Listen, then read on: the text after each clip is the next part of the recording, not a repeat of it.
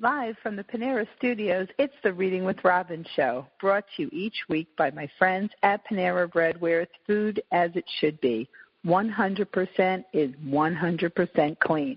That means no artificial preservatives, sweeteners, flavors, and no colors from artificial sources. It's summertime, and the eating is easy. Stop by for a refreshing watermelon feta salad made with fresh watermelon, arugula, and mint, drizzled with champagne Dijon vinegar and extra virgin olive oil, and topped with feta, ancient grain blend, toasted almonds, and salt and pepper. As always, available in whole or half, or maybe you're in the mood for a refreshing sandwich. Try a roasted turkey and avocado BLT, roasted turkey raised without antibiotics, applewood smoked bacon, lettuce, fine ripened tomatoes, and avocado with pure mayo on sourdough. You could order online, and when you arrive at your local Panera, your food will be packed and ready for pickup. Nice and easy and delicious. All at your neighborhood Panera. And now, enjoy the show. First it was the Dollhouse, and now it's The Address, and it really is The Address. Fiona Davis lives in New York City and is a graduate of College of William and Mary in Virginia and Columbia University Graduate School of Journalism, where it all started. She's also a proud alum of the Point Street Reading Series, and looking very much forward to hosting her on a historical fiction panel at Mohegan Sun October 12th with fellow authors. Here to talk about The Address, which is just out. Welcome to Reading with Robin, Fiona. Oh, thank you. I am so happy to be here. I can't tell you. I'm very excited to chat about The Address. I forget how long ago you sent the galley, or the galley appeared, but I'm such a fan of the Dollhouse. And then to think, because the Dollhouse was just out last year, so with that journalism background, you know how to sit down and get the job done. I mean, how much does that play into your ability to hit deadlines and to put out another awesome book just a year later? Thank you so much. It is a huge part of it because, you know, when you're a freelance journalist, which I was for many years, if you don't turn in the article on time, you don't get paid. And so I became good at, you know, churning out articles on heartburn if needed be. And so when it came to writing a book, it was really felt like it's just an extended article, and I had a word count every day and, you know, made sure I hit it, and then did a lot of edits, which is another, as a journalist, you're taught that editing is as an important part of the process as the first draft. And, you know, and I just enjoy it. I have to say I really love what I do. Well, you've picked, I mean, the heart of the novel, at the heart of the Dollhouse, the Barbizon Hotel, and then to come up with this iconic Dakota, this amazing story around the Dakota. I love this book for so many reasons. I don't know which ones to pick first. It's just fabulous. And go to visit FionaDavis.net, find her on Facebook, on Instagram, on Twitter. I love the article that you just put up, I think on Facebook, about what the Upper West Side looked like in the 1800s. Oh, yes. My God. I mean, you know that it doesn't just, the city doesn't pop up looking like that, but that was wild. Visit Fiona's Facebook page and check out, I'll also post the article, but right. It blew me away looking at that building amidst, like, I'm thinking, okay, that's the corner. That's where the pretzels are right now. I mean, talk about that research, because I don't always love to hear about the research about a book. I mean, no offense to writers, but this is so fascinating to me because it's New York City. So, talk about what you were most excited to find. Yeah, so what I did is I kind of did a deep dive into the construction of the building, and I learned that this guy, Edward Clark, wanted to build a luxury apartment house up on the Upper West Side.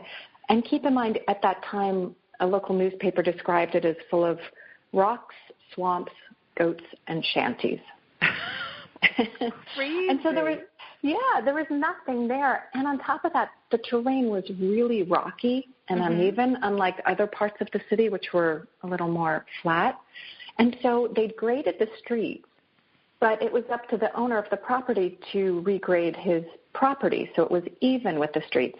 Oh, so wow. This article, what you'd see on this article, I that had these old photos were the street with a cliff face and a farmhouse on top because that's just the way it was. They blew through and there just wasn't a whole lot going on up there. It's still, it's crazy. You have to go and see these pictures and visit. Are they on your website? Well, you can go to Fiona's Facebook page and see the article that we're talking about. But that one, it's just like it's risen out of the ashes, like this amazing, opulent building, this apartment, this community living. And it was so where in the city, how far up was it developed? Like how far was, I'd love to see an aerial shot of, where did the city begin? The real New York city began in the 50s. Oh, and so right. you had a lot of Gilded Age mansions being built on Fifth Avenue in the 50s. And the Upper East Side was pretty built up, not much, but the West Side was not at all. And you had like one wing of the Museum of Natural History built. There were some brownstones, but it was a lot of just rocky, like rock piles, and there was the elevated a ghost train town or something. It just just imagining the way it is now, and clearly, I always think that it's not magical, things get built down, they level things, and progress happens, yet still it is really cool to just see the way it was, and it's not really that long ago, so to imagine, and only appropriately you had your book signing and the big party on the 2nd, just the other day, and that was at the Barnes & Noble on the Upper West Side, which looked like an awful lot of fun. And did you have anybody there that longtime West Siders and people who remember when things weren't as different as certainly when the book takes place, but just how much it's changed? Yeah. Oh, yeah. There were a lot of people who have been on the Upper West Side for a long time. And, part of the book takes place in the 1980s. So we were laughing about what the city was like in the 1980s. And I was also lucky enough to have a man named Andrew Alpern there who wrote a book on the Dakota that was basically my Bible as I was writing it. Oh, wow. That's awesome. Yeah. And so when someone asked me a question about, okay, the 6th floor apartment in the Dakota, is it still intact? I was able to say, Andrew. I love that. You should just bring him everywhere with you. Is he available for travel? I've already booked him. Yeah, That is amazing to have that at the ready. Who needs Siri when you've got Andrew sitting in the audience? Exactly. And the book was really all about doing a lot of research and feeling like I understood the construction of the building and what was behind it, but then creating a fictional world of characters who inhabit it. And so you do have some freedom in that, which is great. Well, you hit the 1880s and the 1980s, so there's nothing kind of like the 80s, and the cover is beautiful. Talk about that. Was this an actual picture? Is this, it looks like it was taken, certainly of another era, but I just love the bridge, the view of the Dakota, and this young woman, Sarah, who is starting her journey, and she's in color there. So it's just a really cool, just even picking this book up, you would think, what is the address? Just there's a mystery and there's an adventure, right there on the cover, and there's so much of that in this book. It's wonderful. I love this. It's called The Address, and it's out now. It's out by Fiona Davis, author of The Dollhouse. So this is iconic building number 2 book. So of course the logical question. But anyway, where is this cover? How is the cover shot? And talk about that. Yeah. So the Dutton art department are terrific, and I love the way it, with the Dollhouse, it was kind of a black and white photo of the Barbizon Hotel with the park in front of it and a girl skipping along, and so they really took that idea but made it specific to this novel, and it's an amalgamation of images. That's what I thought. I was like, there might be an amalgamation here. I don't think there's an actual shot. So I couldn't imagine where this bridge would be to look at that, because I do know this, but still, Yeah, the bridge is Bow Bridge, which goes over the boat pond. But then, so it's a little telescoped, the image, I guess you'd say. I love it. It's just fabulous. So what is Pub Week like, and how is it different from, all the way last year when the Dollhouse came out? Like, what were the expectations, or what surprised you, or what felt familiar? Oh, what a wonderful question. There was a lot of nervousness, especially doing that first book talk at Barnes & Noble and having a party after. And what I enjoyed it more this time around. I think because I knew what was expected of me, and I knew, that one thing that's different from if you were an author, say, 10 years ago, is the social media. There is so much going on online of bloggers and reviewers and readers, and there's so much interaction, and you just want to be right there to, take part and keep the ball rolling. And that, to me, is so much fun. I really enjoyed it. You do a great job. You really do. You're right there, and people can find you on Instagram, on Twitter, on Facebook, and at FionaDavis.net. See where Fiona will be if you get a chance to catch her at an event. And hopefully you'll come join us on October 12th at Mohegan Sun. We have our historical fiction panel. I'm very excited about that. So around it's going to be great. Yeah, not to rush the rest of the summer, but it's around the corner. And oh my goodness, so many accolades for this book, from the Skim, Pop Sugar, Best Book of Fall. That's right. Brenda's up to fall already. People Magazine Book of the Week, Time Magazine Summer Reading Pick, Publishers Weekly First Fiction Pick. I mean, you've got to be thrilled. Are you thrilled, Fiona? It's a total joy. It's just been so much fun. And you know what else is interesting is the community of other authors that I've met is so fabulous, and you get so much support from other, authors who are kind of struggling through what they're doing for their first draft and comparing notes, and it's just a really nice world to be part of, because the job itself is so solitary. There is an amazing amount of support, and there are a lot of really just the authors that I see that are just so gracious and secure enough in their own work to throw out, an olive branch or to help a fellow author, because they are the issues that come up around, like you say, editing time or research, whether it's somebody can absolutely point you in the right direction and save you like 20 hours. Those are the people that you want on your team. So whether it's like a writing group or first readers or whatever, I, from my vantage point, love seeing the way everybody rallies together. Those who rally, I shouldn't say everybody, but those who are rallying do. And then just cheer each other's books on. I mean, there's always, if your book is great, there's room for it. And if your book isn't, it doesn't matter how many people are cheering out there for it, because that's just the way. And and not all babies are cute. It's just the way it goes. But when I talk about a book, it's because I love it, and I loved the address. Loved. And the love story. All right, so talk about, take us back to where it starts in 1880s in England, and then bring us across the pond and give the readers and the listeners a little bit of the background of the storyline. Sure. So in 1884 is when the Dakota first opened. And so that section is from the point of view of this woman named Sarah, she's the head housekeeper at a very posh hotel in London, and she's brought over to work at the Dakota and get it going. And she meets one of the architects who's also working on the building, and they have to pull together to get it ready for opening day. And complications ensue, as they tend to. They must. And then the 1985 section, which was fun to write, because the city at that point was kind of a gilded age of its own, with the bankers and their Rolex watches. And so that's from the point of view of this down-on-her-luck interior designer named Bailey. And she has to strip down one of the original apartments of all its period details. So it's the opposite of what happens in the earlier era.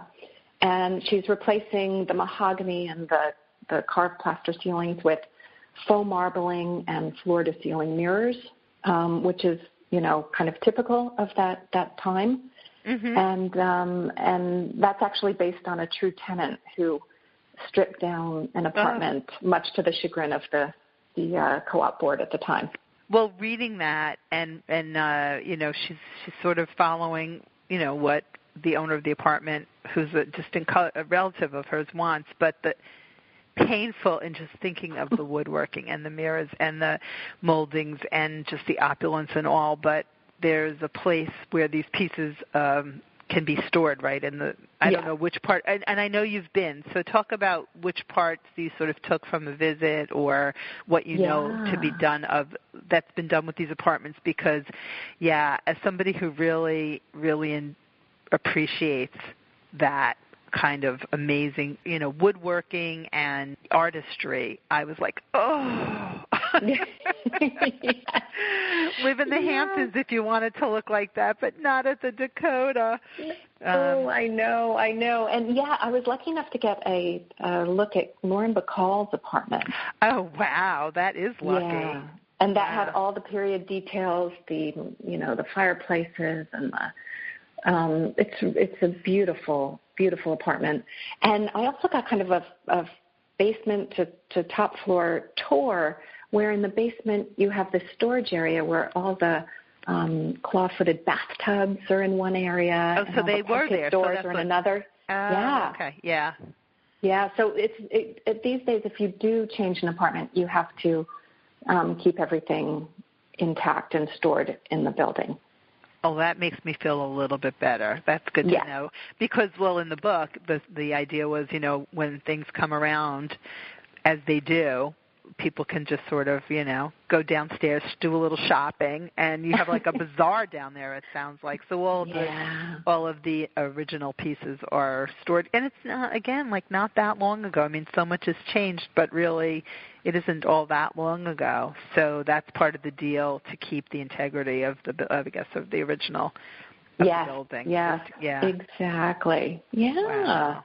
Such a treat, Lauren Bacall. I mean, it really is. If you've been to the city, I mean, that is a place that people will stop and stare, certainly on 72nd Street, right near the park there. And there is a fabulous pretzel vendor on the corner. and that was a key thing, because the tourists are there stopping and staring, because that's where, of course, John Lennon was shot and killed in 1980. And I chose the 1985 timeline because it was a little removed from that, and I really wanted to be respectful and not – I knew I had to acknowledge it, but I didn't want to linger there. Which is tricky when you're setting a book, depending on the time period and certainly the city and where you're setting it, of how much to sort of acknowledge something you can't just – and I remember for a long time it seemed that authors were setting books before September 11th so as not to deal with that in any way. And then you sort of – have to at some point, and depending on how much. It is a really tricky thing, because, you can't say the Dakota without thinking about that. So I think you hit it really well of how you handled that. Good. Yeah, because I know sometimes I'd be there and think, why is everybody here? Oh, that's right, and but there's a day nobody will forget, that's for sure. It's one of those and it turned out that 1985 was the year that Strawberry Fields was dedicated, so I could kind of touch upon it in that way, and it becomes part of a clue to the mystery of, what connects those two time periods is discovered. That I like that. Yeah, well, you're always so clever. And I'm chatting with Fiona Davis. She's the author of The Address, and it's out now. You can find her on Facebook, on Twitter, on Instagram. Which is your favorite? Where do you spend the most time? Probably Facebook. Uh-huh. Yeah, I think so. I mean, I love Instagram and some of the photos that people have taken of the book in different locations and different tableaus. Isn't that fun? It's so artistic. Yeah, really creative. There are a lot of very creative people, and I find a little bit of pressure with it, only because I'm on Facebook, you sort of keep things moving. You listen, you go back and forth with comments. You might post something, but on Instagram, I feel like, okay, do I have to? And the picture's got to be beautiful, right? Or yeah, I know. Should be, no pressure. you're sort of striving for that. So then, how often do you put those up? And that's like just another piece of the pressure. It's just another piece of the pressure to add that on. How do you? I love the way you connect the stories, how you've written it, so that Sarah comes over, and she's I have to get this right, she turns into the female manageress? Yeah, the lady managerette. Oh, the lady manageress. I've never heard of the manageress. Yeah. So is that in your research? I would assume. Yeah, it was later in the 1930s. There was a lady managerette. A lady. And, so just a manageress is not enough. It's like la trattoria or something. That's the way it was. Yeah, that's the way it was described in this book on the Dakota by a man named Stephen Birmingham, and I love the description because it just sounded so precious. Yes. And so I kind of moved it over into the 1880s section. I love that, the lady manager. That's right. So Sarah comes over and she winds up with a much larger job than she bargained for, and also her backstory is really interesting. Her job in London and her mother's. It's sort of, this book has a lot of history repeating itself, or does it? Can you sort of change your so it's very clever, and you've done some. I love the way you've sort of hidden little nuggets around and things that gives you something to think about as we dip back and forth between the centuries, So yeah, I love a good mystery, and I love the way that keeps the tension going of trying to figure out. In this book, there's a terrible murder in the 1880s, and Bailey in the 1980s is trying to figure out what really happened. And so it's just so much fun to try and weave those two together. Yeah. Did you ever sort of get, I don't know if that's where you reach out to the wonderful community of writers, like, okay, how am I going to make this work? What seems believable if I were reading this? Does that, you don't want to throw too much of a clue out there, yet you want to have just enough so people know where to sort of start putting their thinking caps on, or I like to just sort of read it and go for a ride, but then I also really, as a reader, enjoy all of the subtleties, and just is really smartly done. So I really appreciate that as a reader. Thank you. Oh, you're welcome. Where did you enjoy having your head, if there's one place more than the other? Back in the 1880s or back in 1985? That was long enough ago, actually. I know. That was right around when I first came to the city. So I think that was fun to write because I was really pulling from what I remembered about what it was like on Amsterdam Avenue and, what it was like walking around then. So that was a lot of fun. The 1880s period is more challenging, but I really loved the character of Sarah and her journey. Yeah. And it's hard to pick. I really did enjoy him, and who doesn't want to see something on the screen? But this one especially, I could really see. And the dollhouse as well. And then you hinted, we were talking off air for a second, and I don't ever like to ask, but I always do anyway, about the next one. Does the iconic building tour continue, or is like when you're in it for 2, you are in it for 3, or does that not come into play? I'm in it for 3. Okay, good. I'm glad. I wasn't sure. Not too much pressure. Yeah, I'm very excited about the next book, and it takes place at Grand Central Terminal. Oh, wow. I didn't even have to beg you to tell me where. No.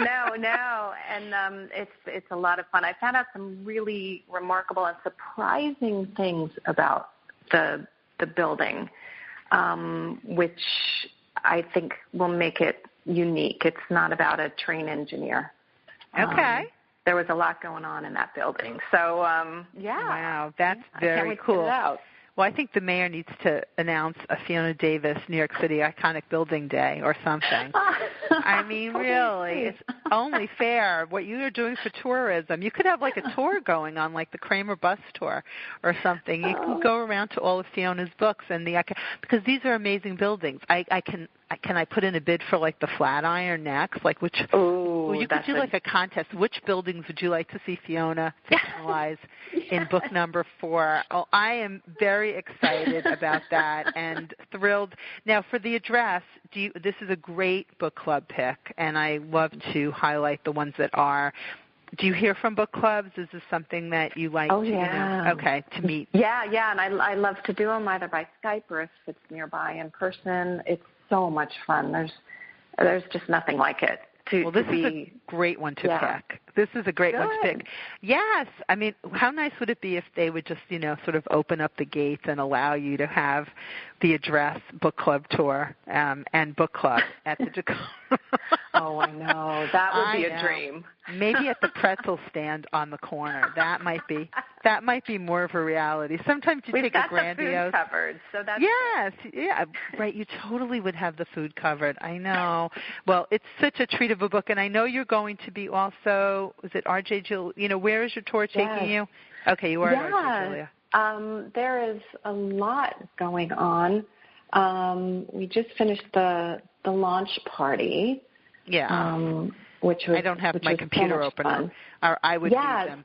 I think I was on 3% battery when we started, so I'm going to guess that it's... No worries. No, I'm at Turn of the Corkscrew Books on Long Island. Oh, that's right, yes. Yeah, on the 17th, and then RJ Julia on the 22nd. Okay, good. All right, and I'll post those. Yeah, and more coming up. It's all on my events page, So go to FionaDavis.net for more information. You can also go to the Facebook page and Twitter, Instagram, but you must look up this awesome article that Fiona posted about what the Upper West Side looked like and the Dakota in particular in this just dirt pile. It's just so cool. I mean, again, we know the city didn't just come, out looking like the way it does now, but it is really a cool thing, especially if you've spent a lot of time, and it looks, it's unrecognizable, certainly, and you can just, fertile ground for imagination and all of that, and to and think about the people, and also in reading the book and where they're, when Sarah arrives and she's organizing this amazing staff, and just how many people it takes to keep a place like that, and certainly the expectation of the residents. Did you hear any, somebody that's been there for a really long time? Did you get to talk to any of the longtime residents? Yeah. No, there were some wonderful stories, and way back when some of the first tenants were the Shermers of the music publishing company and the Steinways of the piano. I saw that. So cool. Yeah, which is really neat. And and when you were talking about the staff, there were 150 people on staff to run the building back then. So it was really pretty amazing. Well, somebody had to help the lady manageress. With all of her, what a plucky character. I love Sarah. I really, and certainly juxtaposing her with 1985's just out of rehab counterpart was really cool. And so much of it. It's just a charming story, and you don't want to miss the address, and pick it for a book club pick and share it with your friends. Your favorite book this summer. What are you reading? What do you also want to recommend to the Reading with Robin audience? Yeah, and so, the books, I love The Seven Husbands of Evelyn Hugo by Taylor Jenkins Reid. There's one, I think it comes out in October, called 7 Days of Us by Francesca Hornack, which takes place in a kind of a manor house in England, modern day times. And one of my favorites, which I've been talking about to everybody, is The Wildling Sisters by Eve Chase. That came out in late July, and it's 2 time periods and set in a manor house in England in the 50s and then modern day. It's fabulous. Oh, I love that. I love when a building or home is a main character in a book. I'm very drawn to those. So Eve Chase and 7 Days of Us. Okay, I have to look at both of those because, of course, I don't have enough to read, Fiona. It doesn't matter. It doesn't matter how much we have to read. Oh, you're welcome. Everything you do, everything that you do for readers and authors is pretty extraordinary. So thank you so much. My pleasure. It comes from a place of passion and loving to tell people what to read, because when somebody will say to me, I'm struggling through this book, or I have to finish this book for book club, I am just so like, put it down. Don't spend any time. Life's too short. There are so many wonderful books. And pick up The Address by Fiona Davis and visit her site at fionadavis.net and look under events, see where she'll be, and you can get in touch with Fiona if you'd like to have her as a guest. She will Skype in, and we'll work on the Dakota and see what we can do. Do they have a book club, the Dakota Book Club? I don't think so. Well, they need one then, don't they? I know. Pretzels and all. This is a pleasure, Fiona. Thank you so much, and I look forward to seeing you, and people come see us at Mohegan Sun on October 12th. More of that will be posted as we get closer, and happy reading. Enjoy the rest of the summer. Wonderful. Thank you so much.